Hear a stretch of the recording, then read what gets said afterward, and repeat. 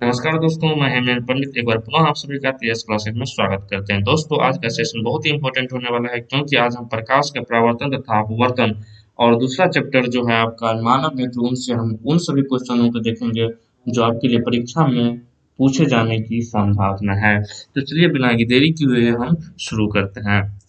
हमारा पहला क्वेश्चन है कि निम्न में से कौन सा पदार्थ लेंस बनाने के लिए प्रयोग नहीं किया जाता है। ठीक है, हमारा ऑप्शन है जल, प्लास्टिक, कांच, मिट्टी।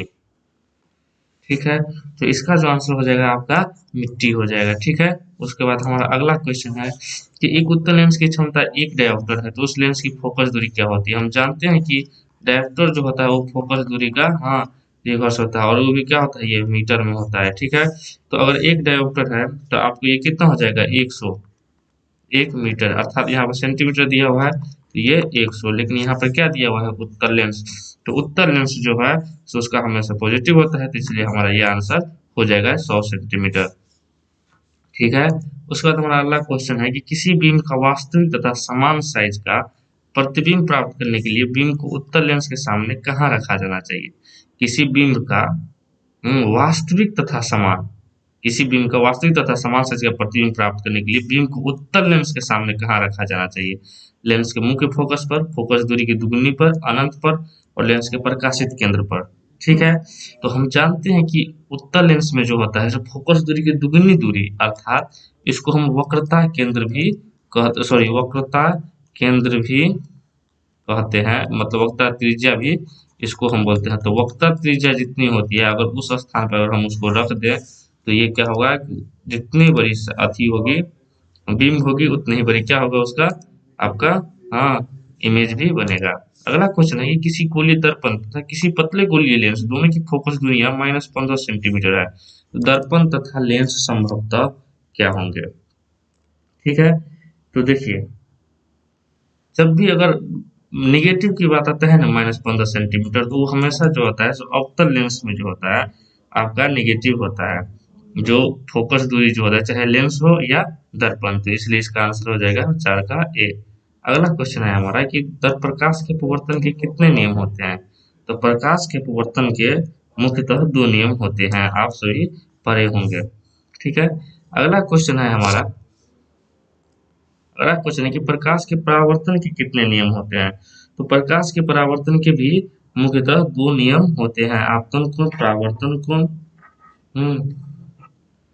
जो होता है सो बराबर होता है, और आपतित किरण, परावर्तित किरण और अभिलंब जो होते हैं सो एक ही तल में होते हैं। अगला क्वेश्चन है हमारा कि सरल सूक्ष्मदर्शी में किसका उपयोग होता है। सरल सूक्ष्मदर्शी में, तो सरल सूक्ष्मदर्शी में जो है सो आपका उत्तल लेंस का प्रयोग होता है। ठीक है, अगला क्वेश्चन है कि अगला क्वेश्चन है कि किसी माध्यम का अपवर्तनांक का मान क्या होता है। तो हम जानते हैं कि अपवर्तनांक जो होता है उसका मान होता है कि sine I by sine R, sine I by sine R जो होता है वो क्या होता है, अपवर्तनांक को हम म्यू से डिनोटेड करते हैं। अगला क्वेश्चन है कि एक उत्तल लेंस होता है सभी जगह समान मोटाई का, बीच की अपेक्षा किनारों पर मोटा, किनारों की अपेक्षा बीच में मोटा, इनमें से कोई नहीं। तो हमारा उत्तल लेंस जो होता है सो इस प्रकार के बना हुआ रहता है। तो इसमें देखिए अभी क्या होता है, बीच के पे क्या होता है, किनारों की अपेक्षा बीच में मोटा, ये होगा, तो आपका आंसर ये हो जाएगा 9 का सी। उसके बाद अगला क्वेश्चन है कि अवतल लेंस का आवर्धन किसके बराबर होते हैं। अवतल लेंस का आवर्धन जो है से किसके बराबर होते हैं, मैग्निफिसेंट इसको बोला जाता है। तो इसका जो हो जाएगा आपका आंसर ये क्या हो जाएगा, वी बाय यू। ठीक है, तो इसमें देखेंगे सबसे बड़ी क्या है, तो डी, ऑप्शन डी है, इसका आंसर डी हो जाएगा। उसके बाद अगला क्वेश्चन है हमारा कि गोलीय दर्पण में फोकस अंतर एवं वक्ता त्रिज्या के बीच क्या संबंध होते हैं।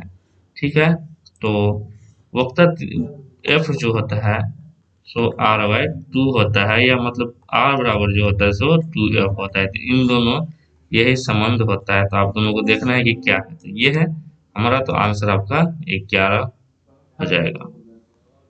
ठीक है, उसके बाद 12 का क्वेश्चन है कि निर्गत किरण एवं अभिलंब के बीच के कोण को क्या कहते हैं।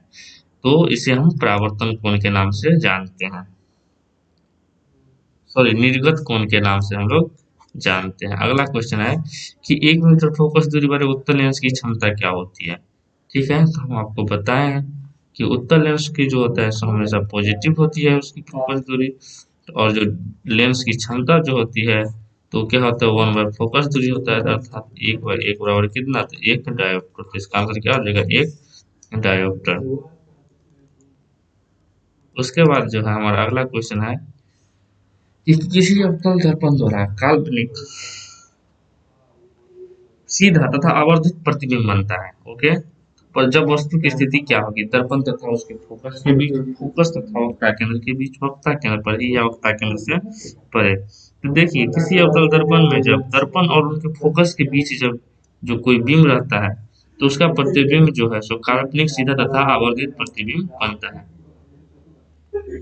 उसके बाद है ये किस दर्पण द्वारा प्रतिबिंब सीधा एवं छोटा होता है, उत्तल दर्पण द्वारा, अवतल दर्पण द्वारा, समतल दर्पण द्वारा, या इनमें से कोई नहीं। ठीक है, तो इसका आंसर जो है सो आपका उत्तल दर्पण द्वारा हो जाएगा। ठीक है, अगला क्वेश्चन हम देखते हैं, अवतल दर्पण क्या हो, अवतल दर्पण को इसमें से हम कौन सी लेंस भी बोलते हैं। ठीक है, अवतल दर्पण का दूसरा नाम क्या है, तो अवतल दर्पण में हमारा ऑप्शन है कि अभिसारी, हाँ अपसारी, हाँ उसके बाद अभिसारी तथा अपसारी दोनों, और इनमें से कोई नहीं। इसे जो होगा सो पहला आंसर क्या हो जाएगा, अभिसारी हो जाएगा। उसके बाद है उत्तल दर्पण से बना प्रतिबिंब क्या होता है, उत्तल दर्पण से बना प्रतिबिंब होता है काल्पनिक एवं छोटा, काल्पनिक एवं आवर्धित, वास्तविक एवं छोटा, अवास्तविक एवं आवर्धित। तो उत्तल दर्पण से जो बना आपका प्रतिबिंब होता है वो काल्पनिक एवं क्या होगा, छोटा होगा, काल्पनिक एवं छोटा होगा। उसके बाद अगला क्वेश्चन है हमारा कि निम्नलिखित में किस दर्पण द्वारा किसी वस्तु का, निम्नलिखित में किस दर्पण द्वारा वस्तु का वास्तविक प्रतिबिंब प्राप्त किया जा सकता है। आप हमारा ऑप्शन है समतल दर्पण द्वारा, अवतल दर्पण द्वारा, उत्तल दर्पण द्वारा, या इन सभी दर्पणों द्वारा। तो इसका जो आंसर हो जाएगा आपका क्या हो जाएगा, सिर्फ और सिर्फ अवतल दर्पण द्वारा। उसके बाद अगला क्वेश्चन है हमारा कि निम्नलिखित में किसमें बड़ा और वास्तविक प्रतिबिंब बनता है, समतल दर्पण द्वारा, उत्तल दर्पण द्वारा, अवतल दर्पण द्वारा, या अवतल लेंस के द्वारा। तो हमारा इसका आंसर जो है सो आपका अवतल दर्पण द्वारा हो जाएगा। ठीक है, उसके बाद है कि समतल दर्पण द्वारा बना प्रतिबिंब क्या होता है, हमेशा वास्तविक होता है, काल्पनिक होता है, कभी वास्तविक तो कभी काल्पनिक होता है, या इनमें से कोई नहीं। तो आपको समतल दर्पण द्वारा जो बनाया हुआ क्वेश्चन होता है, और सॉरी प्रतिबिंब जो होता है वो हमेशा क्या होता है, काल्पनिक होता है। और देखिए सबसे बड़ी बात है कि जो भी प्रतिबिंब अगर काल्पनिक होगा ना, तो आप याद रखिए कि एक प्रतिबिंब जो है सो हमेशा क्या होगा, सीधा होगा। ठीक है, अगला क्वेश्चन है हमारा कि किसी वस्तु का आवर्धित प्रतिबिंब बनता है अवतल दर्पण से, समतल दर्पण से, उत्तल दर्पण से, या सभी प्रकार के दर्पण से। इसका आंसर जो होता है आपका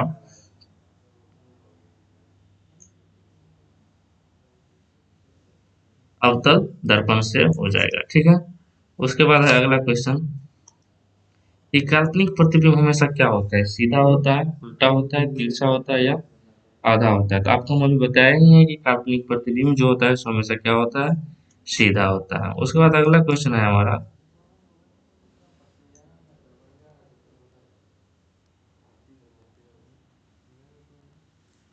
कि निम्न में से किस दर्पण की फोकस दूरी हमेशा धनात्मक होती है।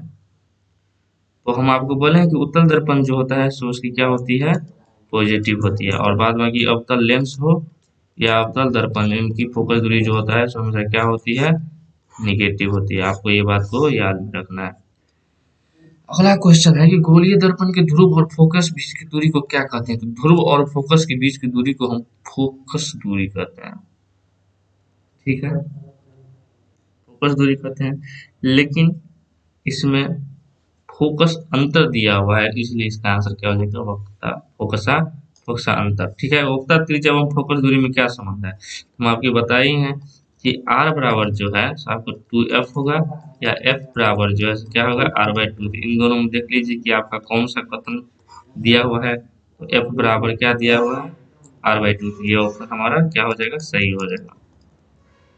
उसके बाद है हमारा अगला क्वेश्चन कि हजामत बनाने के लिए क्या प्रयोग किया जाता है, कौन सा दर्पण प्रयोग किया जाता है। आपका ऑप्शन है उत्तल दर्पण, अवतल दर्पण, समतल दर्पण, या उपर्युक्त तीनों। तो आपका जो है सो आंसर हो जाएगा अवतल दर्पण। बहुत ही इंपॉर्टेंट क्वेश्चन है। उसके बाद अगला क्वेश्चन है कि सोलर कुकर में क्या प्रयोग किया जाता है? कौन सा? हाँ, दर्पण, अवतल दर्पण, उत्तल दर्पण, समतल दर्पण या उत्तल तथा अवतल दर्पण। तो सोलर कुकर में जो है सो आपका अवतल दर्पण का प्रयोग किया जाता है।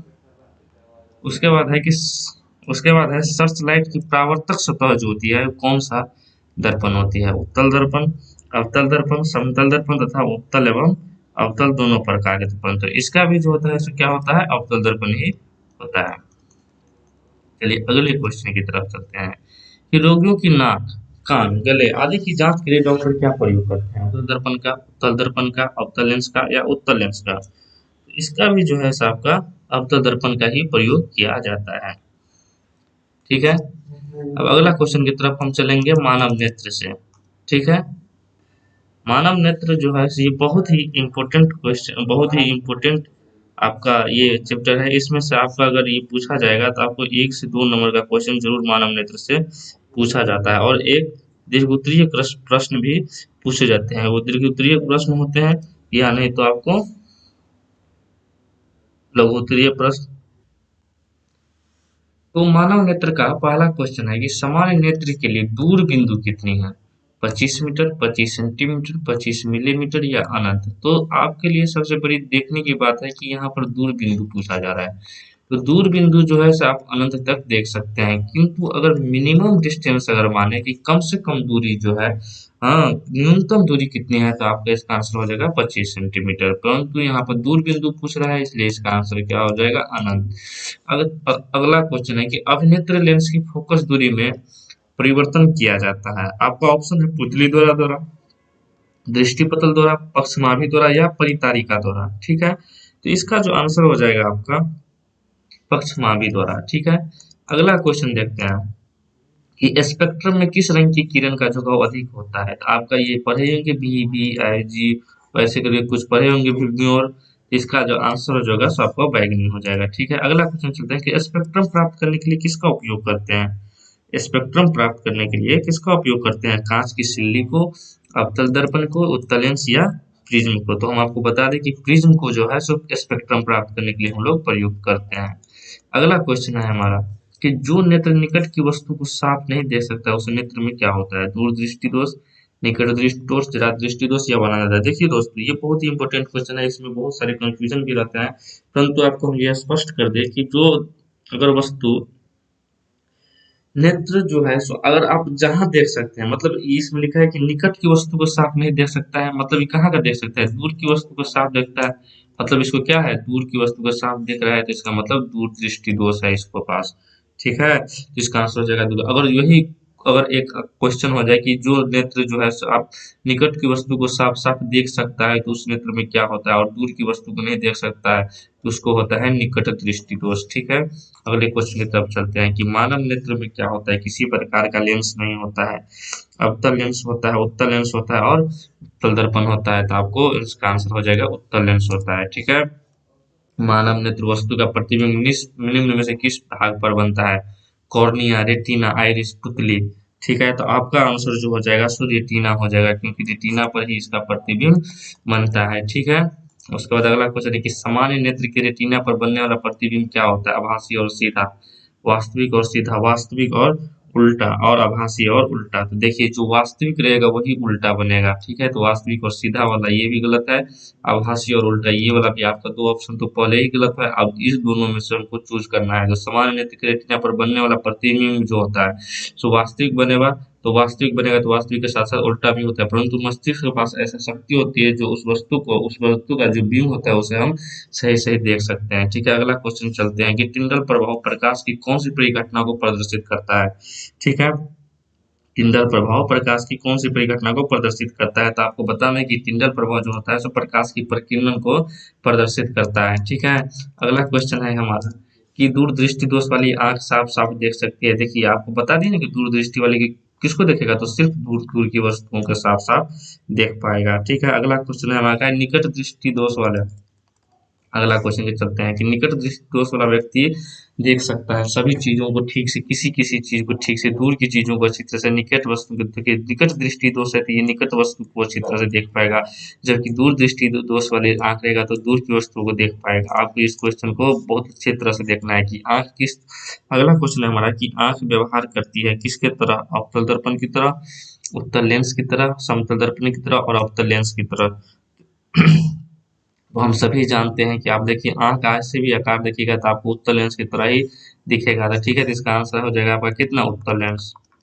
उसके बाद है कि सामान्य आंख के लिए स्पष्ट दर्शन की न्यूनतम दूरी कितनी होती है, 25 सेंटीमीटर, जबकि मैक्सिमम दूरी कितना होती है, अगर सामान्य आंख अगर रहे तो उसको इन्फिनाइट होता है, मतलब अनंत तक वो देख सकता है, ठीक है। अगला क्वेश्चन है कि किस दृष्टि दोष के निवारण के लिए अवतल लेंस का प्रयोग किया जाता है, दीर्घ दृष्टि दोष या निकट दृष्टि दोष, अबिंदुकता या जरा दृष्टिकोष, ठीक है। तो आपके इन सभी ऑप्शनों में आपका निकट दृष्टि दोष जो है इसकी निवारण के लिए क्या प्रयोग किया जाता है, अवतल लेंस का प्रयोग किया जाता है। इसका आंसर हो जाएगा निकट दृष्टि दोष। अगला क्वेश्चन है कि दूर दृष्टि दोष वाले मनुष्य के चश्मे में होता है अवतल लेंस, उत्तल लेंस, बेलनाकार लेंस और समतलोत्तल लेंस। तो आपको बता दें कि उत्तल लेंस जो होता है दूर दृष्टि दोष वाले के चश्मे में प्रयोग होता है। उसके बाद निकट दृष्टि दोष में किस लेंस का प्रयोग होता है, उत्तल लेंस, अवतल लेंस, बेलनाकार लेंस और उत्तल एवं अवतल दोनों। तो आपको बता दें कि निकट दृष्टि दोष में जो है सिर्फ और सिर्फ अवतल लेंस का प्रयोग ही होता है। उसके बाद अगला क्वेश्चन है कि जरा दृष्टि दोष को दूर करने के काम में लगाया गया लेंस क्या होता है, उत्तल लेंस, अवतल लेंस, बेलनाकार और बायफोकल, ठीक है। तो इसका आंसर हो जाएगा बायफोकल। उसके बाद अगला क्वेश्चन है कि श्वेत प्रकाश में कितने वर्ण होते हैं, तो श्वेत प्रकाश में 7 वर्ण होते हैं, जो आपको इंद्रधनुष जब बनते हैं तो वहां पर दिखाया जाता है। श्वेत प्रकाश की किरण जब किसी प्रिज्म से गुजरती है तो वर्ण सबसे अधिक विचलित कौन सा होता है, तो सबसे अधिक जो वर्ण होता है वो बैंगनी रंग विचलित होता है, और सबसे कम अगर विचलित नहीं होता है तो वो होता है कि लाल। इसी कारण सिग्नल लाइट में जो भी है सो इसका लाल रंग का प्रयोग किया जाता है। अगला क्वेश्चन है कि श्वेत प्रकाश जब एक प्रिज्म से होकर गुजरता है तो जो वर्ण सबसे कम विचलित होता है वो क्या है, तो लाल है, हम अभी आपको बताए हैं, ठीक है। उसके बाद है कि प्रिज्म के भीतर से होकर गुजरने वाले श्वेत प्रकाश के अपने विभिन्न घटकों पर विभाजन को कहते हैं, क्या कहते हैं, तो प्रकाश का क्या कहते हैं, विचलन, वर्ण विक्षेपण, प्रकीर्णन या अपवर्तन। तो इस क्रिया को जो हम क्या बोलेंगे, वर्ण विक्षेपण। अगला क्वेश्चन है हमारा कि प्रकाश के किस वर्ण के लिए तरंग दैर्घ्य अधिकतम होता है, लाल, पीला, बैंगनी और हरा। तो लाल रंग के लिए जो है तरंग दैर्घ्य अधिकतम होता है, इसलिए जो होता है सो आपका तरंग दैर्घ्य भी अधिक होता है और सबसे कम विचलित भी होता है, इसलिए सिग्नल लाइट के रूप में इसको प्रयोग किया जाता है। अगला क्वेश्चन देखिए, प्रिज्म से निकलने के बाद श्वेत किरणें 7 रंगों में विभक्त हो जाती हैं, प्रिज्म का वह अपना गुण है, प्रिज्म के कारण प्रकाश रंगीन हो जाता है। सूर्य का श्वेत प्रकाश 7 रंगों का मिश्रण है, इसका कोई कारण नहीं है। तो सूर्य का की जो श्वेत प्रकाश होता है वो क्या होता है, 7 रंगों का मिश्रण होता है, इसलिए ये 7 रंगों में विभक्त हो जाती है। अगला क्वेश्चन है कि कांच के प्रिज्म से गुजरने वाली विभिन्न वर्णों की किरणों का विचलन भिन्न भिन्न होता है, क्योंकि उनका अपवर्तनांक भिन्न भिन्न होता है। प्रिज्म की 2 सतहों से किरण का विचलन होता है, विभिन्न रंगों का प्रकाश कांच में विभिन्न चाल से चलता है, प्रकाश एक विद्युत चुंबकीय तरंग है। इसका जो आंसर हो जाएगा आपका सी हो जाएगा, क्योंकि विभिन्न रंगों का प्रकाश कांच में विभिन्न चाल से चलता है। अगला क्वेश्चन है कि प्रिज्म से गुजरने पर सूर्य के प्रकाश की किरणें विभिन्न वर्गों में बांट जाती हैं, क्योंकि प्रिज्म की 2 सतहों पर किरणों का अपवर्तन होता है, प्रिज्म की 2 सतहों पर किरण का विचलन होता है, प्रकाश की किरणें विद्युत चुंबकीय तरंग है, विभिन्न तरंगों की विचलन भिन्न भिन्न होता है। इसका जो आंसर हो जाएगा आपका विभिन्न रंगों की किरणों का विचलन भिन्न भिन्न होता है, ये आपका सही आंसर हो जाएगा। अगला क्वेश्चन है